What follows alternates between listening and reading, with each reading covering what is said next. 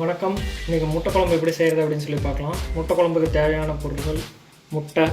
நான் 4 முட்டை எடுத்துருக்கேன். நீங்கள் உங்களுக்கு எவ்வளோ தேவையோ அதுக்கு தகுந்த மாதிரி எடுத்துக்கோங்க.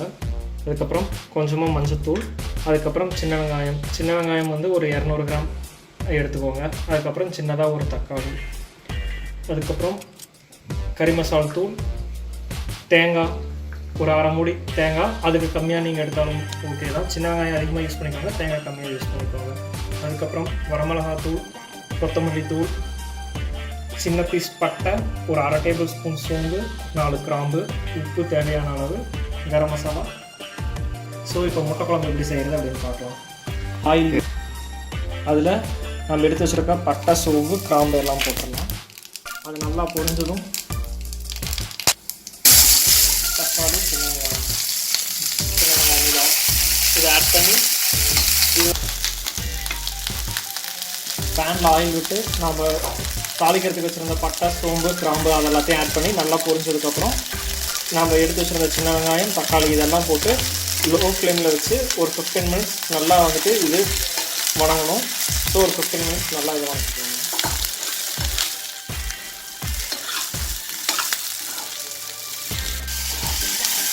இப்போ தக்காளி வெங்காயம் வந்துட்டு நல்லா நமக்கு குக் ஆகிடுச்சு. இந்த டைமில் இது கூட என்ன பண்ணலாம் அப்படின்னா நம்ம மசாலாலாம் ஆட் பண்ணிக்கலாம். கரம் மசாலா,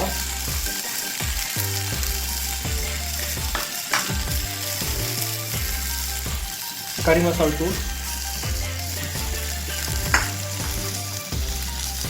கொத்தமல்லி தூள்.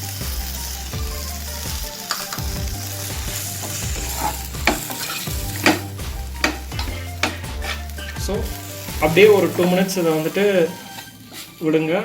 எதுக்கு அப்படின்னா இந்த மசாலாவோட பச்சை வாசம் எல்லாமே வந்துட்டு நமக்கு போகணும். அதுக்காக இதை வந்துட்டு அப்படியே இந்த லோ ஃப்ளேம்லேயே ஒரு 2 மினிட்ஸ் வந்துட்டு நம்ம குக் பண்ணிக்கலாம்.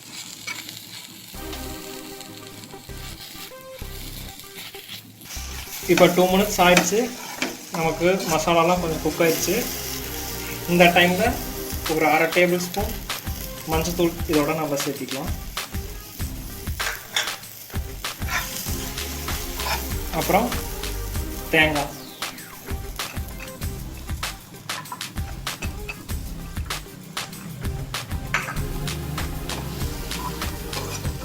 ஸோ இப்போ நம்ம ஸ்டவ்வை ஆஃப் பண்ணிவிட்டு இதை நல்லா ஆற வச்சு ஃபைன் பேஸ்ட்டாக அரைச்சி எடுத்துக்கலாம்.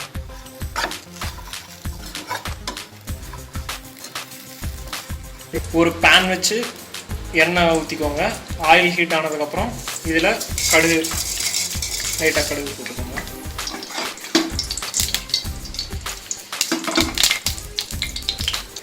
இப்போ கடுகு நல்லா பொரிஞ்சதுக்கப்புறம் பச்சை மிளகாய். இது பச்சை மிளகாய் வந்து ஆப்ஷனல் தான், உங்களுக்கு வேணும் நீங்கள் போட்டுக்கோங்க, இல்லைன்னா வேண்டாம். அதுக்கப்புறம் கருவேப்பிலை,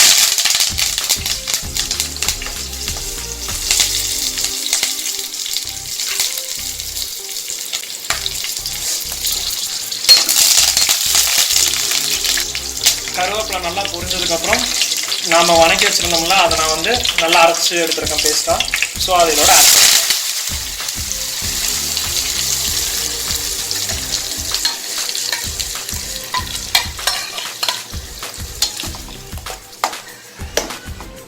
இப்போ குழம்புக்கு தேவையான அளவு தண்ணி இதில் ஆட் பண்ணிக்கோங்க.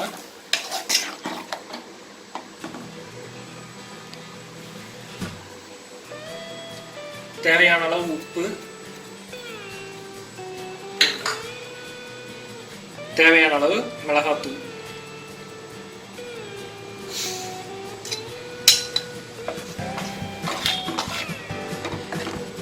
ஒரு 5 மினிட்ஸ் குழம்பு நல்லா கொதிக்கணும்.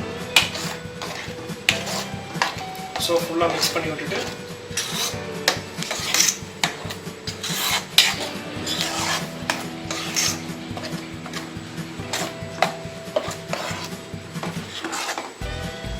இப்போ மிக்ஸ் பண்ணி விட்டுட்டு க்ளோஸ் பண்ணி வச்சுருங்க.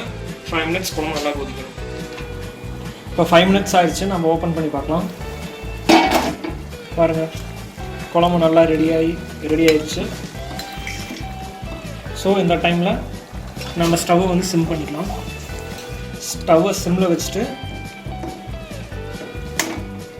இதில் நீங்கள் முட்டை அப்படியே உடச்சி ஊற்றிக்கணும்.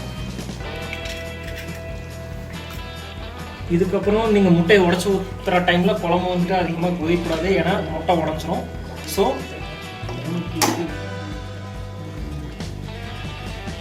சிம்மில் வச்சுட்டு ஒவ்வொரு முட்டையும் நீங்கள் உடச்சி ஊற்றுங்க. சிலர் வந்துட்டு முட்டையை வேக வச்சு கட் பண்ணி போடுவாங்க. அப்படி இருக்கும்போது நீங்கள் பார்த்தீங்க அப்படின்னா முட்டை வந்து நார்மலாக சாப்பிட்ற மாதிரி தான் தெரியும். ஸோ இப்படி பண்ணிங்க அப்படின்னா உங்களுக்கு இந்த மசாலாவோட ஃப்ளேவர்லாம் நல்லா முட்டையில் இறங்கி டேஸ்ட் வந்து டிஃப்ரெண்ட்டாக இருக்கும். ஸோ இந்த மாதிரி நீங்கள் ஒரு டைம் உங்கள் வீட்டில் ட்ரை பண்ணி பாருங்கள். இப்போ திரும்பவும் ஒரு 5 minutes நம்ம இதை அப்படியே க்ளோஸ் பண்ணி வச்சிடலாம். ஏன்னா முட்டை வந்து நல்லா வேகணும். ஸோ 5 minutes கழிச்சு நம்ம இப்போ 5 minutes ஆயிடுச்சு. நம்ம ஓப்பன் பண்ணி பார்க்கலாம். பாருங்கள், எக் நல்லா குக் ஆகி கிரேவி நமக்கு நல்லா ரெடி ஆயிடுச்சு. இந்த ஸ்டேஜில் நீங்கள் வந்துட்டு கேஸ் ஆஃப் பண்ணிடுங்க. இப்போ ஃபைனலாக கொஞ்சமாக கொத்தமல்லி இதில் தூக்கணும். டேஸ்ட்டான முட்டை குருமா ரெடி ஆயிடுச்சு. இது உங்கள் வீட்டில் நீங்களும் ட்ரை பண்ணி பாருங்கள். எப்படி இருந்துச்சு அப்படின்னு சொல்லிட்டு எங்களுக்கு கமெண்ட் பண்ணுங்கள். மறக்காமல் எங்கள் வீடியோவை லைக் பண்ணுங்கள், ஷேர் பண்ணுங்கள், எங்கள் சேனலை சப்ஸ்கிரைப் பண்ணுங்கள். இதே மாதிரி இன்னொரு புது டிஷ்ஷோடு உங்களை நான் மீட் பண்ணுறேன். தேங்க்யூ.